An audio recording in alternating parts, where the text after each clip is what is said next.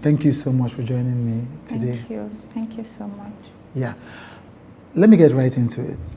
You know, you've said you've been searching for your husband for over 2 years now. Almost 3 now. Almost 3 years. September. Yes. On the 18th day of September, I learned he was on his way to a political function somewhere in Anambra, Eucharia.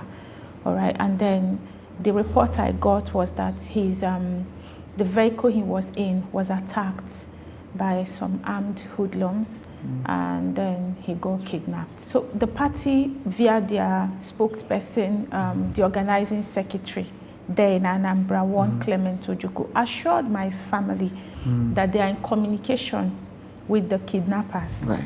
So they came out to say, oh, it was a political kidnap, but they are communicating with him. They were campaigning regardless, even though my husband was missing. Right in the middle of it, I waited. The election came and passed. In the midst of that, my waiting, I went through all kinds of trauma. I had a miscarriage. I was in the hospital for so long. When I couldn't hold it anymore, and I started posting on social media, right, trying to get the attention of the right people. My mother-in-law called me and said the party has warned that all of these things I'm doing could get my husband killed. So the party wanted you to stop talking? Exactly. That I should just be silent. What's my gain if I keep making noise on social media, calling attention, and they just bring me the dead body of my husband? Because none of them ever called me. Right, we're speaking to your mother-in-law. Yes, right. I got the number. The organizing secretary didn't take my call. He didn't return it. He refused to talk to me. I don't know why. That's Clement Ojukwu. Then I was able to reach the national party chairman, Barrister Julius Abure, and I spoke to him. I asked her, please, what's going on? Where's my husband? He said, well, they've done the much they can at the party level. The IG of police is aware, the DSS is aware. He doesn't know why they are not doing enough to rescue my husband. He said it ought to be a national issue. He doesn't know why they are also silent about it. Then he went ahead to tell me that my husband's sponsor, that's the cousin, that he learned he's paying ransom, that the monies he paid via account details, that the police should go after those people and get them. So I appealed to him that, okay, how can you help me? How can you help us at the national level? What can I do from here?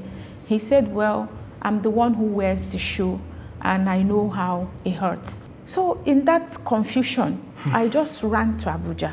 I was sent to the IRT, the intelligence response team there in Abuja, under the command of Olatunji Disu then. They told me that they invited the organizing secretary for interview or interrogation, and he didn't honor the invitation. It was at that time I now started to understand that they were not even in control. And you came out to make a whole video press release about this, that you are in communication with my husband based on what somebody told you, that you are not sure. I found it difficult to believe. Then the person who drove my husband on that day came back unhurt. So when the IRT came to Anambra, they now were looking for the man who drove my husband on that day. The family came up with a story that the driver has been kidnapped himself. That's the driver's family, the one that came back and told you what happened. Yes. His family now said he has been kidnapped. He has been kidnapped, and they are now looking for him as well. Some other person came and said he came, he's the chief negotiator between the kidnappers and my family, claiming that he's delivering the ransom. So they said, okay, the driver is also missing. So I was able to get his details. I gave to the police. They started tracking, and they arrested the driver in Abuja. I don't understand. Like, how did he? He was in Abuja with his younger brother when the men of the IRT arrested him. The one who claimed to be taking ransom, the IRT tracked him as well, invited him with the sponsor and all a whole lot of other persons. They came. When they brought the one taking ransom, the man who drove my husband on that day, all of us were there in the IRT office. It turned out that it was the one who was taking ransom, working with the driver. He is the one, according to the driver, who told him to go under and claim that he has been kidnapped. I go back to the party chairman, the national party chairman. This is the national chairman, Julius Aburi. Barrister Julius Aburi. Right. I learned the police also invited him, and he came and said the much he knew. 4 days to that election in Anambra, you had no idea where your flag bearer was, and you were campaigning so elaborately, claiming, even boasting that you will win the election, even went to the poll, voted. So you were really hoping to win the election for what? For who? If you really knew nothing about where he was or what has happened to him, why are you still going on with the campaign? Now, from the IRT, the driver was arrested, the man taking ransom was arrested. It was clear. Then the one who was taking ransom started claiming that there is someone else that if that one is arrested will lead them. He still retreated it before me and the police, that he will take them to where my husband is being held, if only they can arrest a certain Blackstone. And thankfully, the men of the IRT was able to arrest the guy. And they brought him. I was there too. When he saw him, he was, shocked. And then the story changed. This one said it's a lie. You don't know. They were just going back and forth. So I was lost that after all of this has been said before the IRT, these men were released on bail. The driver was released. I ran there when I heard. Why? They said, he was on compassionate ground. His father died. He was sick. And I'm like, you released him. The one who was collecting ransom and his colleague, they said they want to, I insisted, charge them to court. They said, even if they charge them to court, the court will grant. I said, charge them to court. They charged them with misleading information and extortion. And of course, court granted them bail. They jumped the bail. The guy who was collecting ransom was threatening me from the other end. They will deal with me. They will show me. I started running from one end to the other. It was at that point I was able to find my way to Pastor Tommy's office. When I learned he had joined Labour Party, that was when Peter Obi also joined. Yeah. I went there, God being so kind. I just walked out with no appointment, nothing. I just met him. Prof. Pastor Tommy was able to help me reach Professor Charles Soludo. And he called me, and I explained my situation. Via his assistance, I met the Commissioner for Police in Anambra, Echeng. That was the Commissioner for Police then. After I told him the story, he told me, well, that my family said that nobody was missing. I said, my family. Who is my family? Me, my mother-in-law. He said, no, the party. They got a voice note. The PRO there played me a voice note saying that their candidate is not missing. Nobody kidnapped their candidate, that he's in Lagos with his wife. So the police told me that when they got the voice note now, they said, okay, maybe it's just a political stunt to get pity votes. And I'm like, this is a full-grown human being, people's father, somebody's all in all, my husband.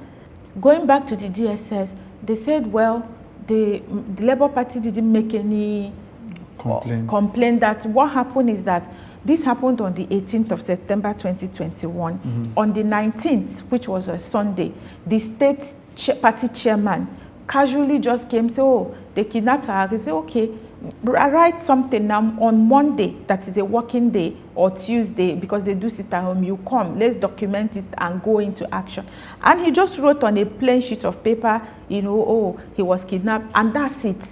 They showed me the file, nothing, no follow-up, nothing. Probably that's what they were referring, because when I started insisting that the organizing secretary show me the copy of the petition you filed, since you said everybody is aware and they are doing nothing, they didn't show me anything. They also told me that the organizing secretary told them that even my mother-in-law is in communication with her son. I was like, what's going on? Which mother-in-law is in communication with her son? My mother-in-law that is almost dying. Yeah. She had a heart issue. We nearly lost her on this matter. It's the person that is communicating. That she's in touch with her son. Then I went back to the police in Anambra. I worked with them. The DSS came to Lagos here and arrested the driver, because the driver was back here in Lagos, owned the shop, living his life, just like nothing happened, turned big man overnight. So when the men of the DSS arrested him, took him down to Anambra, remaining the one who was collecting ransom, I then walked to the police in Anambra.